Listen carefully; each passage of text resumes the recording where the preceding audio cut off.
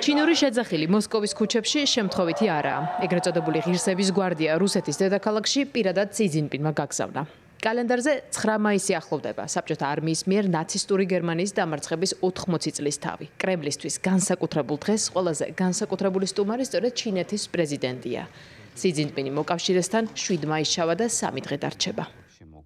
Трудно было сказать, какого. რთული იყო იმის 100%-ით თქმა თუ რა ხარისხის ურთიერთობა გვექნებოდა ჩინეთთან. ახლა ამ ურთიერთობას აქვს სტრატეგიული და ღრმა დატვირთვა.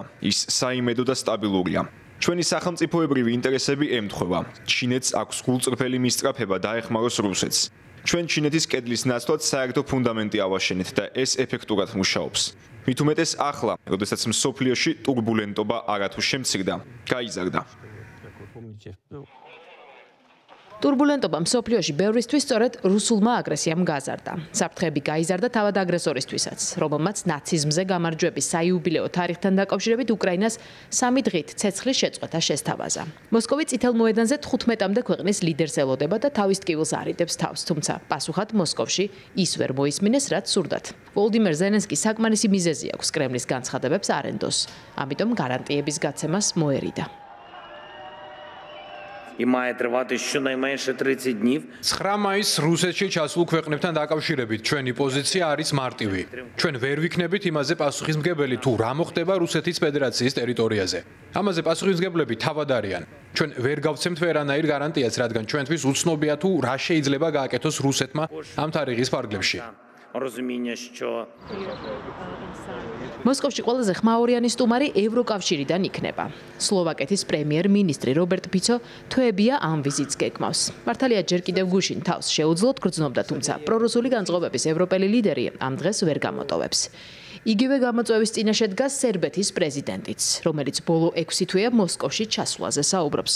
თუმცა 9 მაისის მოახლოებასთან ერთად ალექსანდრ ვუჩიჩისთვის ჯანმრთელობის პრობლემებმა იჩინა თავი. ყველაფერი გადადო. ჯერ კიდევ უცნობია არის თუ არა ამ სიაში 9 მაისის ფრენა. მე ჩავალ მოსკოვში და წერტილი. პატივისცემას ვაჩვენებ ქვეყანას, რომელმაც გადამწყვეტი როლი ითამაშა ჰიტლერის დამარცხებაში. სასაცილოა, ვის ემუქრება ზელენსკი, ჩინეთის პრეზიდენტს, ბრაზილიის პრეზიდენტს და ასობით მილიონ ადამიანს, რომელსაც ისინი წარმოადგენენ. მეორე მსოფლიო ომში უკრაინელი ჯარისკაცებიც დაიღუპნენ. ახლა კი მათი პრეზიდენტი ჩრდილს აყენებს მათ პატივს. დიდი უპატივცემულობაა, როდესაც ქვეყანას, რომელმაც ყველაზე დიდი მსხვერპლი გასწია ფაშიზმთან ბრძოლაში, ვიღაც ეუბნება, რომ შესაძლოა ზეიმზე დრონი გაუშვან. ეს არ ეკუთვნის თანამედროვე პოლიტიკას. წითელ მოედანზე შეკრებილ სტუმრებს შორის იქნება ვლადიმერ პუტინის უცვლელი მეგობარი ალექსანდრ ლუკაშენკა ბელარუსიდან. ადგილზე ვიხილავთ სომხეთისა და აზერბაიჯანის ლიდერებს.